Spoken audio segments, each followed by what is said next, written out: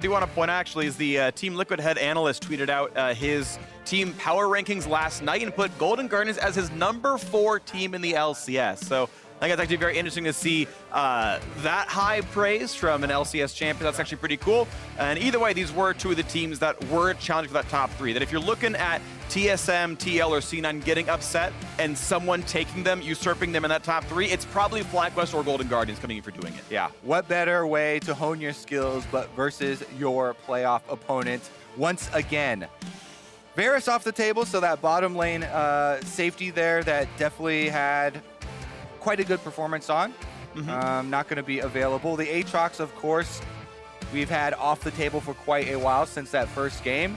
The healing on the current patch has gotten out of control, and nobody wants to deal with that anymore, especially in team fights. He still brings a big AoE and can sustain long enough for at least for team fights to get a kill or assist, so you basically don't have a downside.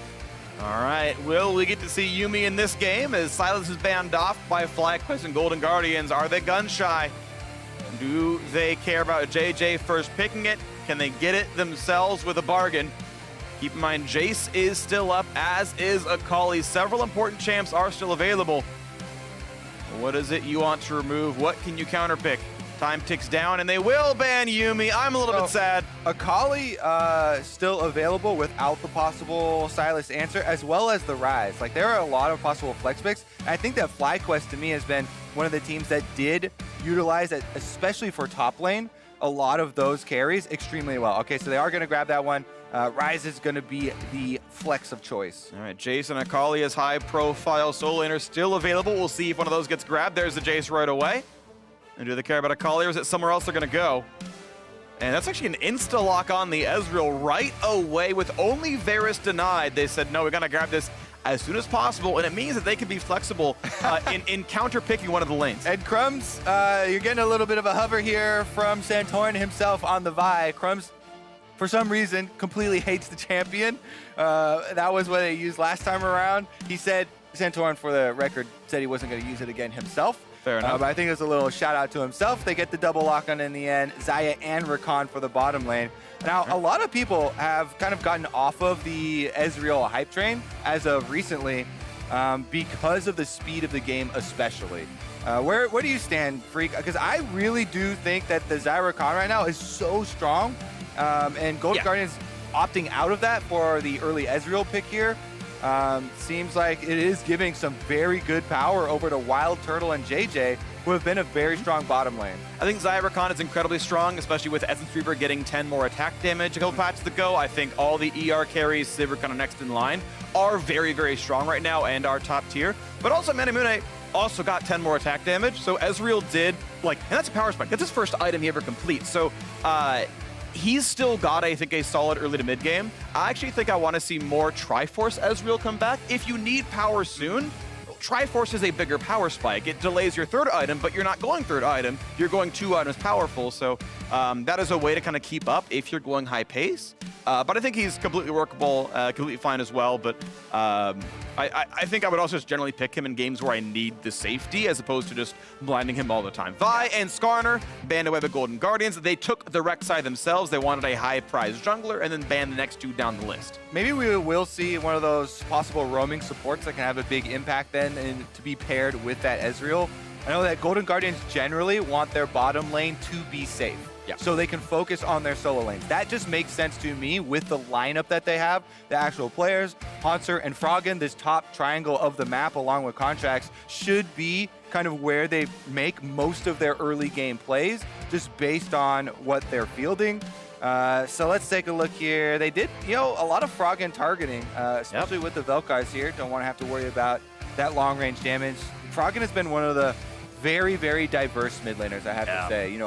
He was super early onto the Lux train, played the Vel'Kais, a lot of these long-range, high-damage AP mid-lane scaling champions. So Tahm Kench, round 2 for Olleh here. Keep in mind this is Tahm Kench with updates. Moves slower, Ally Devour is not as good in that regard, but has a lot more stats and a lot more damage, generally speaking. Yeah, he's actually quite a strong top laner now, by the way. Yeah. For solo queue, if you have a melee matchup especially. Speaking of strong top laners, We get Pyke again already. Everyone's trying to pick up the G2 champions now, popularized by Wonder. Pyke's in the mix. And popularized into the Jayce matchup. So once again, we can explain the Pyke passive allows you to deal with a lot of the harassment that Jayce pokes out early better than a lot of other champions. Plus, the main strength here of Pyke, of course, is the mobility and the possibility of those all-ins. You can set up your jungler very effectively, so we expect a very offensively oriented jungler. Jarvan, definitely a good combination here. You can gank from multiple angles and put pressure on that lane. Well, that would just be exciting, of course, right now, as we have Ryze in the mid lane as the known matchup. So what does he like to play into it? And yes, we get Froggen Anivia! Now, I know a lot of people have not watched this game for quite as long as us, but Froggen has been associated with Anivia, this champion, for almost 10 years now. Yeah. Basically, since the game started, since Anivia was out, Froggen has played this champion in the mid lane. Definitely one of the most iconic player and champion pairings of all time. And it has very frequently been picked into different iterations of Ryze throughout the life of the champion. Because Ryze has always been this shorter range mage, the large AoE ultimate and the wall of Anivia have always been very good tools against this champion. Now, you'll want to just kind of farm early and farm up your tier and get your blue buff. So whenever you see this type of stuff happen, you think a lot more importance on blue buff invades, and we're going to have to look at those timers. Yep. Oh, I'm going to shill for Pro View real quick. If you haven't, you should watch Froggen play Anivia in this one. It's going to be exciting. None of us can do what he does. Pretty damn good at the champion, but it's going to be exciting all around the board. Viper wanted to say that when you think of FlyQuest, I want you to think of me first. I want to be that good of a player that I take over and I'm the one. He's on Pyke versus Jayce. We saw Wonder absolutely slaughter games at MSI on that champion, beating teams like SKT when doing so. And Viper, if he's going to take down Golden Guardians on this Pyke, he's got to step up as well. It's going to be an exciting one. We're getting ready to go onto the Rift. Both these teams, very, very sharp squads. 1-0 for Golden Guardians, 0-1 for FlyQuest. We can see it turn around today here. We are out of the Rift with a very exciting champion select. Yeah, I just, once again, want to go over all the incentives for ganking a Pyke lane. Yeah. Yes, the Pyke, if you don't gank the lane, is going to get pushed in, is going to get harassed down. But Pyke has such good all-in with the mobility, with the Bone Skewer for pulling him back. That's gank setup. Plus, he can share you money if you get the kill, and he's level 6, has the ultimate. So definitely going to be a lot of jungle attention towards that top half. Full 300 to the Jarvan. So that 150 for the assist, if it comes through. Waiting around for what's going to come in as Ezreal pokes out, tries to do some damage. Is he going to be able to get a Klepto proc? He's got a ward already. A more valuable Klepto proc. How dare you? Vision saves lives. You just tried to say bad things about wards. Typical jungler. I like this strategy with Ezreal, not going for the max range Mystic shot. You just walk up, wait for their dodge, and get your auto first. Yep. Then fire your Mystic. Yep. So you can get an extra chance. It's a similar strategy with a lot of skill shot champions, especially early in the game where there's not that many variables you have to worry about. Well, early pressure goes Golden Guardian's way. They get that ward in Tri-Brush. It will not be a leash, though, from the FlyQuest duo. It's going to be Jarvan just taking that red buy as lonesome very slowly. Rek'Sai doing the same. Red buffs do have a negative armor, so it's very quick for auto-attack-focused junglers to take them down solo. That's why Rek'Sai is soloing red as well, is it would take 20% longer if it was blue. Yeah, plus blue doesn't really do much for your jungle clear red side early on. No. And you also always want to clear out your red side because of the AoE camps and all the extra experience in there. We'll see, because they're both going to end on this side, at least for the very beginning here. And we talked about Pyke Jayce being such a volatile matchup here that if left alone would benefit the Golden Guardians. If you leave it completely alone, Hauntzer is going to be able to get turret play money, is going to be able to get that harassment, is going to be able to get the CS lead. It's about the extra variables that you have to throw into the matchup that give Pyke the threat and the reason that we saw it picked in international play. Yep, it is a ganking lane. It is not one that's going to win outright in the 1v1. It'll withstand in the 1v1, but that's the best it does until you help it out here. So we'll wait for when that comes through. And right now, his teammate Santorin has cleared his top jungle and is going to be walking back down to the bottom side. It was red to blue to Gromp. And now as we wait 30 seconds for the scuttles to spawn, Contractz going to find a ward, get himself 10 gold, and not a lot of vision denied. It was going to time out pretty soon anyway. So we have a camp lead. It's going to be 2 camps pretty soon for Santorin. 20 CS to 12 plus a ward. And they are going to split the scuttles top here for Contractz. Again, he wants to focus on that top side of the map to keep Hauntzer in the 1v1 and try and avoid any sort of interruption there. Meanwhile, Santorin now has an option for the bottom half of the map. You can see he could go for an invade here. With his bottom lane pushing up, there's a big advantage for FlyQuest in the early game on this bottom half of the map. Golden Guardians want to have a safe bottom lane, but picking Ezreal, Tahm, Kench cedes all of your early game map control on the quadrant of the map, and that means that here we go, we are going to have that invade. We get the move up from JayJ, and they'll be able to take away and punish Contractz due to their bottom lane pick. And it's interesting because it doesn't feel like Contractz had to give away his blue buff. He wasn't challenged until this point in the game, but he chose to say, okay, top quadrant, I'm going to wait 25 seconds for top scuttle to spawn, then take it to say that Jayce can keep pushing, and kind of gave that space. There was time to go for his blue before that invade ever did happen, but he indexed towards making sure that Hauntzer could keep pushing, could keep Viper down, and it means, yes, he loses blue, but it might be worth it in the long term for that top lane matchup. I think it's definitely worth it, given the composition that they have picked, and given that even if you can go for your blue, it will be a risky fight, right? Anivia early on, not very good at roaming down to collapse for you, and your Ezreal, Tahm, Kench lane also will have to give up CS at their turret if they come to help you defend with that. Yep, just the path he took, and that's where he ended up there. It's still Golden Guardians up about 300 gold overall as a squad. Nice Devour, gonna get Ezreal away from the knock-up, and trade of cooldowns. Now that Devour cooldown is very long, but it's definitely safe. Yeah, and that's the bonus of this duo, right? The safety. Tahm, Kench, Ezreal, most safe bottom lane, basically in the game here. And you can see Deftly just firing from afar with the Mystic shots. Olleh has put a lot of time in on Tahm, Kench. Has been quite on point with the Devours as of recent. Contractz, see if he gets any movement. Smite up for both these. Okay, it's going to be grabbed by Santorin. Now level 5 to the 4 of Rek'Sai, and you can see it's 4 with very little XP to that purple bar. Going to go for a bit of a damage spike here. Conquer on both these sides, and it means he's got the attack damage. And pushing Santorin out of his jungle with the level deficit's pretty nice stuff, but it is a 3-camp lead for the Jarvan, a full level and a lot of extra gold. Contract's getting very deep now, even though his Jayce does have the priority in the top matchup. It's actually so deep in the jungle that we see Viper kind of edging towards this area too, and Pobelter could easily collapse first. Big damage on a Deftly. Big shots coming in there. It's no mana on the Xayah, but definitely low on health. We'll have to maybe use TP. Not going to find that hook. And Contractz able to walk away, but still down those 3 camps we talked about. So, go ahead. It is turning into a bit of the top lane CS lead has been sustained with all this jungle pressure top for Golden Guardians, you know, keeping the Jarvan away. But Jarvan focusing more on the farm is actually gaining that money back in the jungle matchup.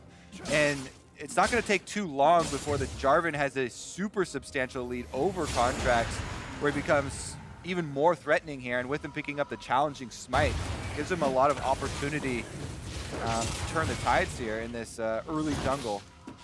Definitely agree. Well, haven't seen the TPs come out of the bottom laners just yet, but plenty of money on both these players. And there out goes the Xayah. Pickaxe plus a couple of long swords. There's a lot of extra attack damage early on. There's the TP to come back in a lane. Oh! Oh! What's going on with this CS? He just gets 2 of them down to 1 more auto attack and hits those first 2 CS. I missed that. That's unfortunate. Really? Yesterday you were popping off about everything. I was looking at the items on Xayah and I was like, wait, what are you popping off about? I think pickaxe double long sword's fine. Yeah, what was on screen there?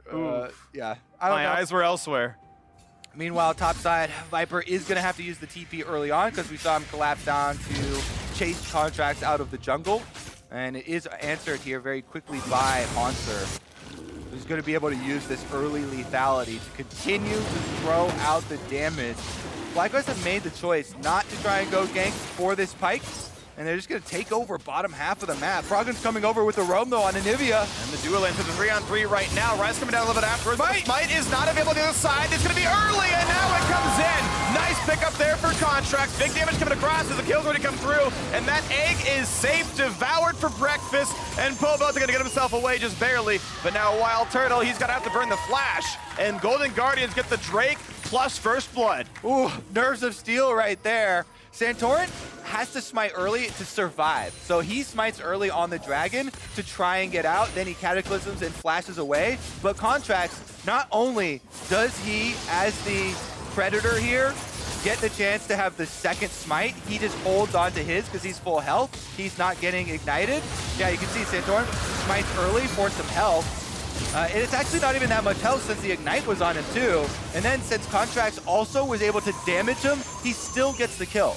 So that is just complete jungle domination right there with Froggen leading the counter. Yep. They chase Santorin off of the dragon, get the early smite out of him, so the objective goes to Golden Guardians, and then Contractz also with the damage tag gets the Rek'Sai ultimate and also ensure that they get the kill for Froggen. This is very, very good news for the Golden Guardians. Not only is that a kill early on Anivia, one of the best scaling champions in the game, but it's an Ocean Drake for mana regeneration for one of the most mana-reliant champions. Definitely powerful right there as Ezreal gets a little chunk onto that turret now as well. And this is Golden Guardians looking very good. 2,000 gold ahead.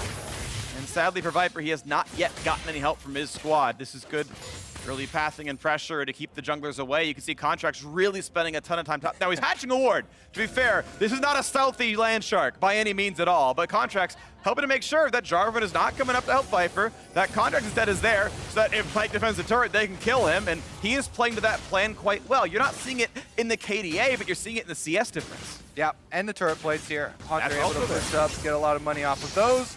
1,000 gold, pretty much exactly here for Hauntzer in the lead on the top side of the map. And because of the dragon fight, the bottom side also just completely flips. FlyQuest were the ones with the big advantage on bottom half of the map. That was their point of power, but that was completely wiped away and completely reversed in that last dragon's attempt. Absolutely. 10 minutes in, and every single member on Golden Guardians has more gold than their opposite member. Plus the, of course, Ocean Drake regen, and they are certainly, by all rights, in the driver's seat here. So we're looking for FlyQuest to do something to flip the script, to stop their way away from the 0-2 potential start right now. Golden Guardians still feeling pretty good. Hauntzer still pressuring. And that turret, yeah, has already lost 3 plates, and I guess he's safe to keep autoing. Now, the dual lane has been swapped around, so FlyQuest did do something. WildTurtle and JayJ are on their way up. You've got Santorin maybe coming that way as well, so maybe you see something. But now with Pyke spotted, Hauntzer knows that he's got Xayah Rakan coming near him, and with that control, already safe to do this. Yeah, I mean, this is just wins all over the place for Golden Guardians. On the bottom side, Deftly and Olleh get their own turret plates. They also have this big CS lead for themselves now. They've been able to get 10 off of the rotation. Whenever you send your dual lane up to the top side first, you're going to give up about a whole nother wave of CS pretty quickly. This Rift Herald was chased off, though. Santorin moves over. He gets Contractz off of that one. Because they've got the duo walking up, though, Golden Guardians will not have to give up on that objective. They can turn right back around, double down on it, and ensure that they do get Shelly. Mid pressure with the dual lane hitting all the way up as well. Yeah, they'll lose a wave in the bot lane, but they're going to get Herald for it, which is worth a lot more. But now, oh, nice wall. Jarvan can't get in. There's no smite to live. VEQ's over, so that's a pickup right there. Grabbed by Contractz, and a pretty clean execution. FlyQuest pushed out of that objective. As you said, Viper did get to push a minion wave into the bottom turret for FlyQuest. So that is their tiny, tiny consolation prize. Trying to quickly shove with the Tiamat once again, try and get this cannon minion wave into that turret as well, and he should be able to finish off 1 plate for himself, while JayJ and Turtle get at least 1 off the top side too. So yeah, it's actually a fair bit gained by FlyQuest. If you consider that a Rift Herald frequently becomes 2 to 3 plates, FlyQuest gets 2 to 3 plates, plus like 2 waves of farm in each lane. So, you know, thinking all back about it, maybe not a lot was gained by Golden Guardians by that play. And here we are in a game state that's a little bit closer than it was before. Yeah, Pobelter making use of the phase rush there, as you can see, getting out of the AoE slow and wall. JayJ goes in for the knockup and getting a little damage, even though their recalls were interrupted. I have to say, though, Golden Guardians, especially, you know, with this Anivia pick, it combines really well for mid-lane sieges. They have Jayce, Ezreal, Poke with Anivia safety for pushing up. Anivia is so good at sieging because of the ability to create your own terrain with that wall and the giant AoE area of the map that you get to control with your ultimate. It makes it so easy to set up the sieges with massive poke coming through. So in addition to the big gold lead, it's also going to be hard just tactically for FlyQuest to play out the rest of the game. And it's going to have to be coming from those surprise factors, right? Ryze ultimate and the Pyke mobility looking to catch Golden Guardians as they're rotating between objectives. And there's first turret, 610 gold gained on the Anivia. Top lane turret dropping pretty rapidly as well. TV going to be burned here by, looks like WildTurtle to show up and keep that one from falling just yet. But this is a massive lead in a lot of places. Golden Guardians, 5 plates mid, 4 plates top. And they've gotten 3 in the bottom lane. This is a massive full court press where every single lane feels like they are winning. Cloud Drake picked up without issue as well. And look at the timestamp early on in the game. Golden Guardians smashing this one. All right. Where are FlyQuest going to try and mount their defense here? They have lost mid-turret, which is basically the most critical point. So it makes it very difficult, and you kind of have to put in control wards on both of those flanks where your mid-turret went down to still be able to pull off your movements to the side lanes. And without really being able to get that vision, it's a lot of guesswork. And guesswork is very, very punishable versus a team that has Tahm, Kench, and Abyssal Voyage available. That's true. Breakwin Abyssal Voyage does have a much shorter range than it did last we saw the camp at MSI, but still gets you around the map, still does make the plays. It's actually incredibly short. I just played it top lane the other day in an autofill game, and coming from the fountain, you can only barely even get to your first turret by your inhibitor, so it is significantly shorter. I do like your point there. It's not nearly as threatening, but between the jungle like this point, since Golden Guardians are pressuring in so hard, it is still a bit of a threat. Definitely can matter. You can still get behind people. It still is faster than walking. We'll see if Olleh can find that opening just some point in this game. Hasn't yet, but time to be played still. 5,000 gold remains the difference here. Golden Guardians on 2 turret kills with top lane turret below 1,000 HP. That's not going to take much to knock it down. Froggen going to be laning top side still. Spellbook is on cleanse right now to get away from Rune Prison into Jarvan ganks. So far hasn't needed to burn that, but has it available. Stacking up the full greedy build. Aroa plus Seraphs on the way. Rod of Age is already stacking. The Tear of the Goddess probably about halfway in. Yeah, almost exactly. I was off by 3.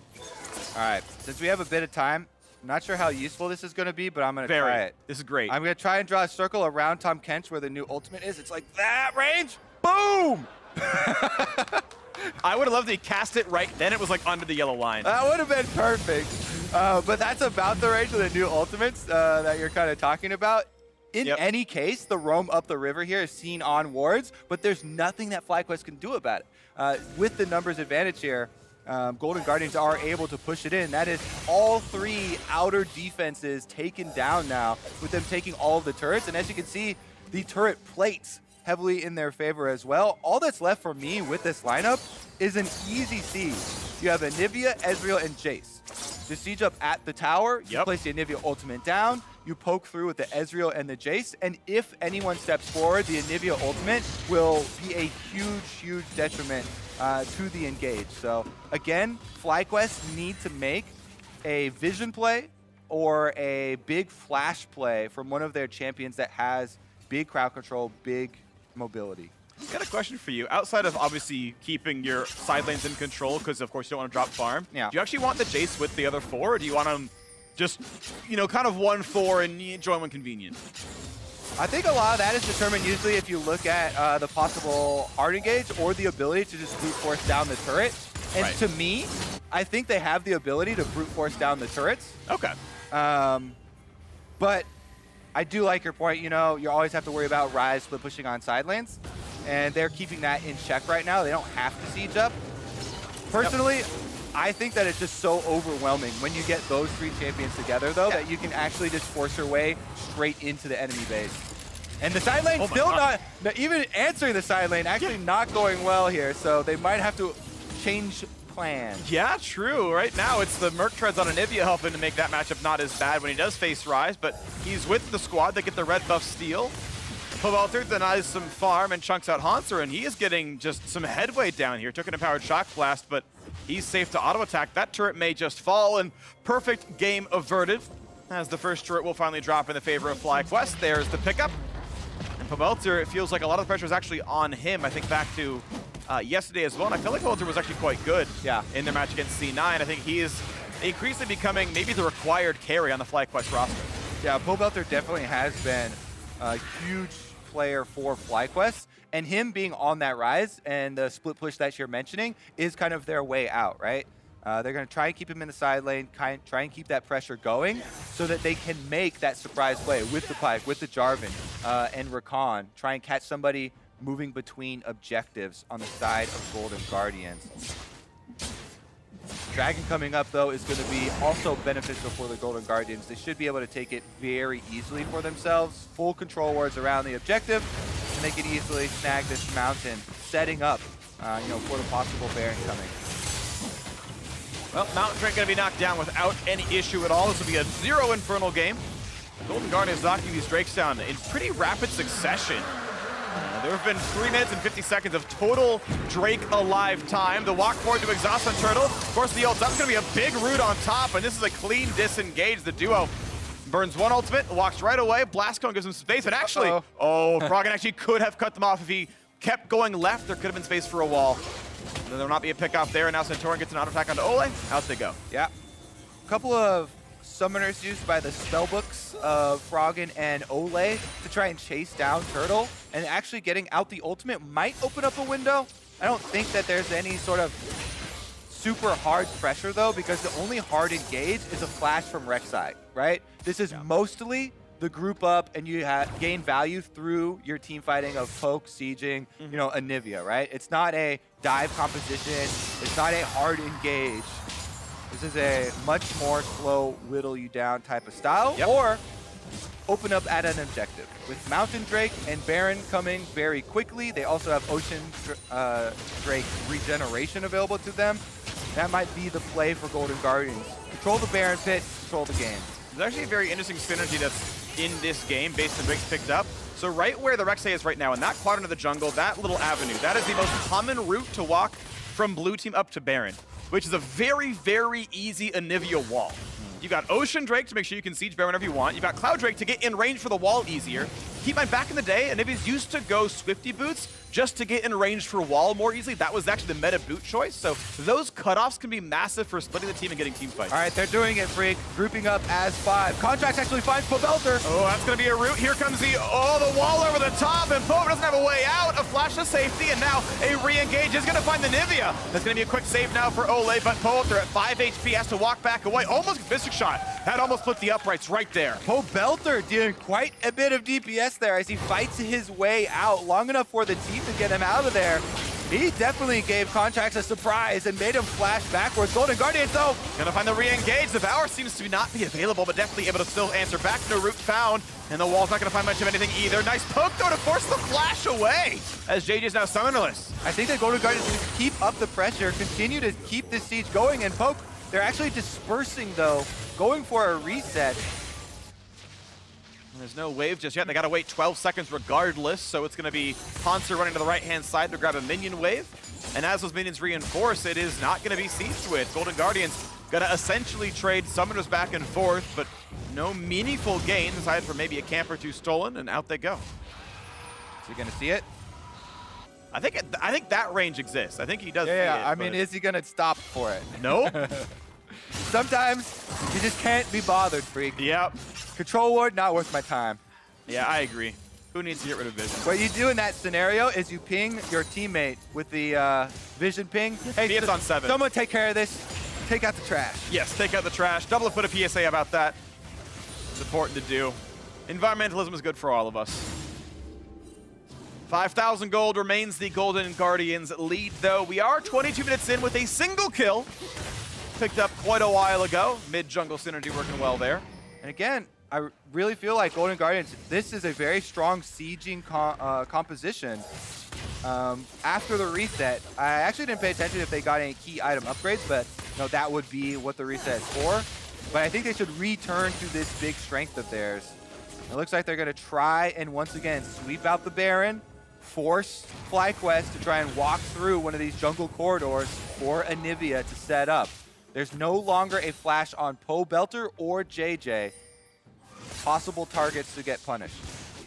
Pobelter still trying to find that opening up in a Hauntzer. Nice shock blast finds some damage, but it is still the side lane that is somewhat going the FlyQuest way, but he only gets so much at a time. GGS can come back into siege. They haven't gotten a mid-turret for a while, but now there's the rank to ultimate. There's the push of Pobelter. He just barely gets away with it.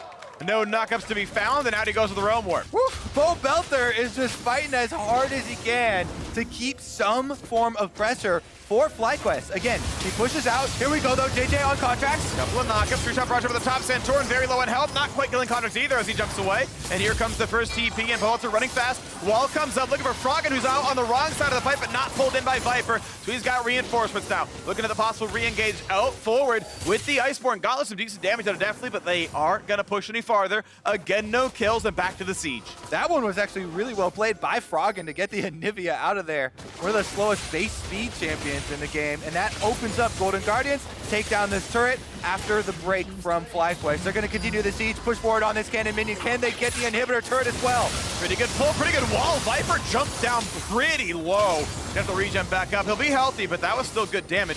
All right, they got to continue the siege here. 50% left on inhibitor turret. Pobelter not back yet, so FlyQuest can't answer. That is gone. We're 24 minutes in, only a single kill, but the base is broken. Golden Guardians not giving FlyQuest the openings.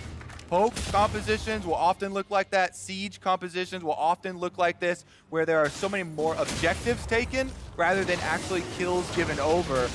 Unless FlyQuest make the commitment, it's not really up to Golden Guardians to look for those kills, right? We mentioned it's basically just if Froggen makes a really good outplay and finds an Anivia wall or stun or something, or if Contractz flashes in on the Rek'Sai. They're actually looking at Baron right now, and this is partially in Fog of War, so FlyQuest have to turn off this ocean right away and say, oh no, they started Baron. Off they go. Now Froggen without blue buff can eventually by fighting Baron like this. The mana pool can be relevant. They're still trying to burn it down. The wall stops JayJ. He's not going to get in range. They don't have the smite either. This will be the pickup. Well timed out, but now can they disengage? The wall is on cooldown. JayJ doesn't have the flash to try. That was burned so long ago in the prior siege. They will not be stopped, and Golden Guardians, in the face of FlyQuest, take the Baron. And fairly rarely do we see Barons come down to that close of a rush with a Mountain Drake actually being the deciding factor. Yeah. Like that extra damage from the Mountain Drake really helped Golden Guardians burn it down before the arrival and the super big threat of FlyQuest engaging on them in the Baron pit. That was just a couple seconds away. Yeah. And the difference made up by that neutral objective. So Golden Guardians playing that timing very well for themselves. And now with the Baron buff, your options are so easy. They have a very strong siege composition. They have the strongest sieging tool in the game now with Baron buff backing it up. This should be a group and push. Shouldn't be too hard to do. You can see the rest of FlyQuest understand this, and they are grouping near this part of the map as well. For now, Pobelter is clearing the mid lane out for the supers, but bot lane 2-2 is going to fall, and Golden Guardians still without a death. Death cap also completed now. Luden's Echo done for Deftly. This is going to be a lot of power. And with 8,000 gold ahead, looking now at the next turret. A nice wall stop for the engage tools. Flank here possible from Pobelter. You see the Ryze in the top corner of your screen, but Golden Guardians also saw that Ryze head in. And they see Pobelter right now as well. They're so happy to push forward. The inhibitor will indeed drop, and Contractz sitting in the wings is there to kind of mark the Ryze and make sure that he doesn't get in without too much, without getting in cleanly, I should say. And now they keep pushing in. They're going for the next turrets right now. We're 27 minutes in. Here comes the engage. A nice flash in. There comes the jump. This is the fight that FlyQuest must win if they're able to. But Froggen is pushing back Pobelter. The damage is not quite there. Look for Hauntzer. That's the pick of the Viper needed. Now looking at Olleh. A couple more hits and he's going to survive. And he's going to be killed through this. Now Froggen is going to lose it. Down into the egg. Pobelter is dead. They will have the damage left for this. And there's a second shutdown. Now looking for a third. Are they going to find it? FlyQuest. Oh, they're going to lose another one. JayJ drops down to Deftly, and it's 3v3 on the map, but 2 kills. Crucial shutdowns for FlyQuest mean a little bit. FlyQuest fighting there. Viper actually gets the reset, gets 2 kills, and shares some gold with the Pyke, but the damage has been done. Golden Guardians demolishing the base. That is 2 inhibitors down now. Super minions will flood through the bottom half of the map. Let's take another look. FlyQuest backs against the wall. They know they have to go for it now. Nice engage there by JayJ. Follow up from Santorin and WildTurtle, getting a big chunk onto Hauntzer, and then very nice pullback there from WildTurtle, and Viper follows up with the ultimate, getting the execution. Pobelter on the top of your screen, by the way, distracting the rest of Golden Guardians, trying to draw them away from the real threats. They take down Froggen plus the egg in the meantime, and that is probably the best that FlyQuest could hope for in this scenario.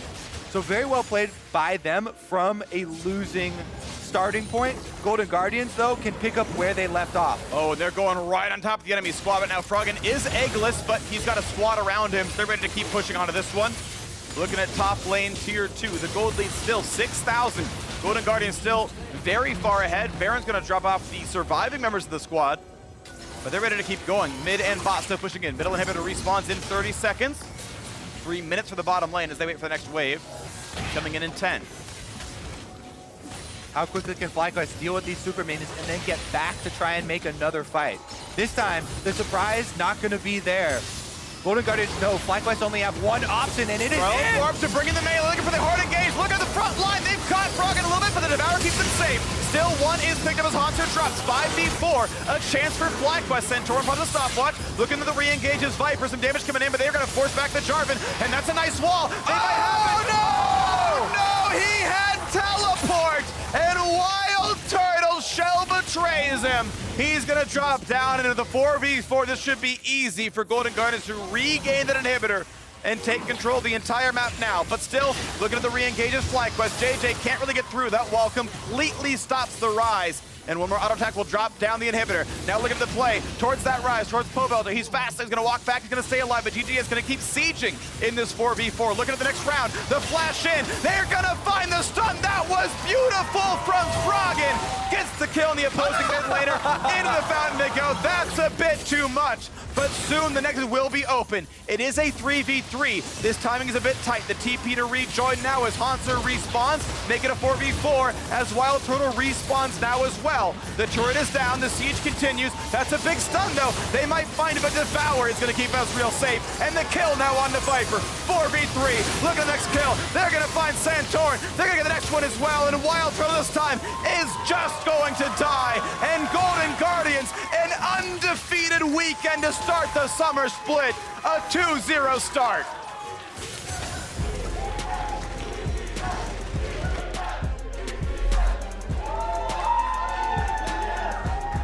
Froggen's iconic Anivia picked up here, supplemented with Jayce and Ezreal poke damage.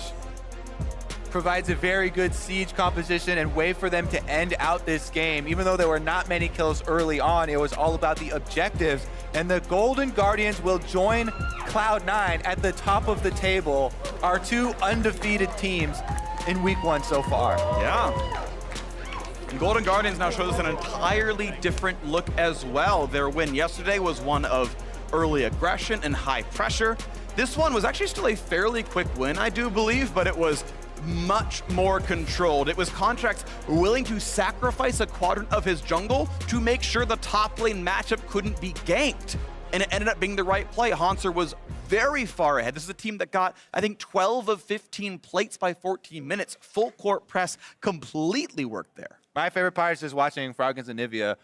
It's very difficult for Anivia to dodge a lot of skill shots, but he uses Zhonya's very well, his flashes very well, also even just the footwork there, or the mouse clicks, I guess. Yeah. Wing work. In the in the mid lane, as well as a couple of those fights into the into the river as well. And I just think that it's very, very promising looking forward for Golden Guardians? You mentioned the multiple looks that they're winning with. That's always one of the biggest things that teams like this that are aiming to crack the top 3 teams in the LCS. They need versatility heading towards playoffs and heading towards those big best-of-5 matchups. Even though we just started summer, everyone is still so hyped up from MSI, from international competition, and with the success that we saw, that everyone's looking for the next step already. Yeah, well, the step forward for Golden Guardians is to keep winning, and we'll see more of them next week. But also, we're going to send it down to Olleh, who's ready for an interview with League's most iconic Anivia main. He said it for us, so I don't have to. Froggen, congratulations on the win. And this is the first undefeated week 1 for Golden Guardians since the creation of the org. So congratulations with that. Starting 2-0 and starting the split off 2-0. What does that do for the team compared to the rough beginnings of previous splits? I don't know what it's going to do yet, but hopefully we're going to be more relaxed. Last split was very, very stressful. We lost to it was mostly middle of the pack teams we started losing to in the start, so it's very hard to make it into playoffs. But now we're off to a good start, and hopefully it can be more relaxed. And it seemed like we were almost seeing like a different Golden Guardians. We had this game. You guys looked like you were in control for most of the game. Only a single kill from you until about 25 minutes in. So what has changed within the team? Not much, I guess. We're just trying to play more together than just everyone playing alone, I guess. I'm not really sure what changed. Has there been a shift in mentality? We spoke with Olleh yesterday, and he's going in all Zen mode and trying to work out meditation. I guess so. I don't know.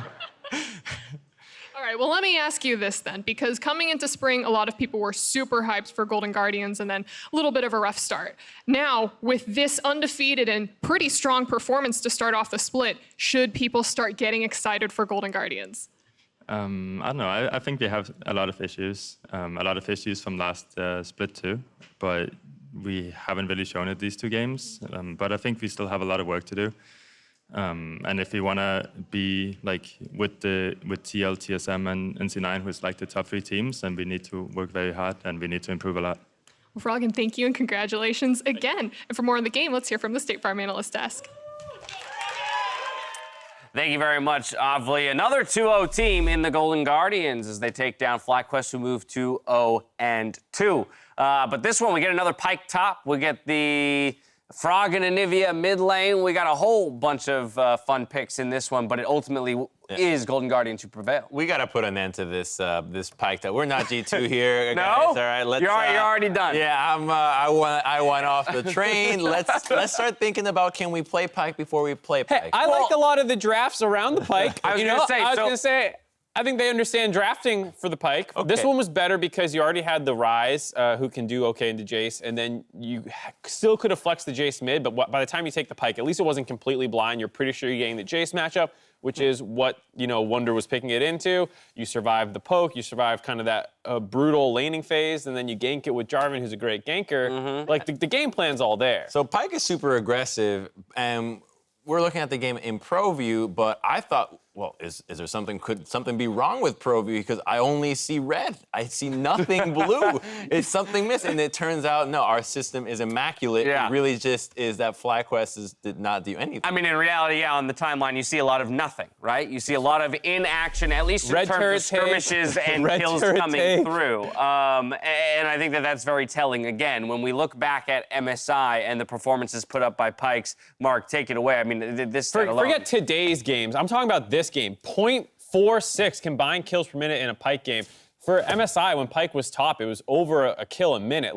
You are just fundamentally not understanding what you're supposed to do with this champ. I don't care how you get the kills. I don't care if it's sloppy at first. You should be trading up in efficiency and kills. So even if you're 2 to 3 in kills, if Pyke gets an execute on one of them, it's even. It's even. more money. You get more money. Yeah, right? so it doesn't matter. Go flash Jarvan top on a gank you know is not going to work, so at least the Jayce has to blow his flash, and then repeat gank. Make multiple concerted efforts. This was 1 kill in 27 minutes until they started killing themselves in the base to do these trade kills, and it was close. Right. You could have done this before the poke comp strangled the life out of you. Golden Guardians, to their credit, did a great job. Yeah. Smothering FlyQuest, and it's on FlyQuest to do something, because otherwise poke comp games are going to look like that. FlyQuest did nothing. So this brings up an interesting conversation, because I think we always come back from international competition wondering how much not only the teams at that international tournament themselves will have learned or picked up, or but also teams that watched. What will they glean from that international composition? And I think what we're landing on is that, in large part, some of the picks that we saw find success at G2, other teams are trying to make, but it's about getting that understanding of how to make the pick work. You can't simply, select it and they're a victory. Right, you're follows. magically like, oh, one win, please. Pick Pyke. I wonder one with this, so I imagine if I pick it, I'll win too. It is about figuring out, okay, what does this pick do uniquely different from every other champion to either give my team advantages, or how do I capitalize on the strengths and weaknesses of this champion to ultimately win games? It's about getting people to half HP, Pyke executes, and you do it as often as you can, all the time. That's how it works. And the other thing, on the flip side, Golden Guardians is like, meh, forget what we learned at MSI. Like, Jayce is strong. Hauntzer's always been a good Jayce. Froggen's a great Anivia. Tahm Kench gets nerfed. Well, it's Olleh's best champ. We're still going to play it. Like, they're playing their style, and it looks really good for Golden Guardians. So, the takeaway from MSI was not play really aggressive and do everything crazy. It's play your style. Right. And I think Golden Guardians have figured that out. Yeah, without a doubt. They sit at 2-0 right alongside Cloud9. So very happy undefeated opening weekends for both of these teams. On the flip side, you have Clutch and FlyQuest still searching for that first win, sitting down at the bottom of the table at 0-2, which I think, again, is a surprise considering FlyQuest was the team closest to challenging those top 3 in spring. And so to see them sitting at the bottom of the standings is a bit of a foreign feeling. We do have to recall, though, that their opponents this weekend were no slouches. Yeah, they experimented, right? They started off with the Vi game, not something that anybody else is playing. Then they played the Pyke, which I still think is experimenting here. For us in NA, for a lot of these teams, it's never happened before. It's not a style. Pyke feels like a Viper champion. It can be a Viper champion.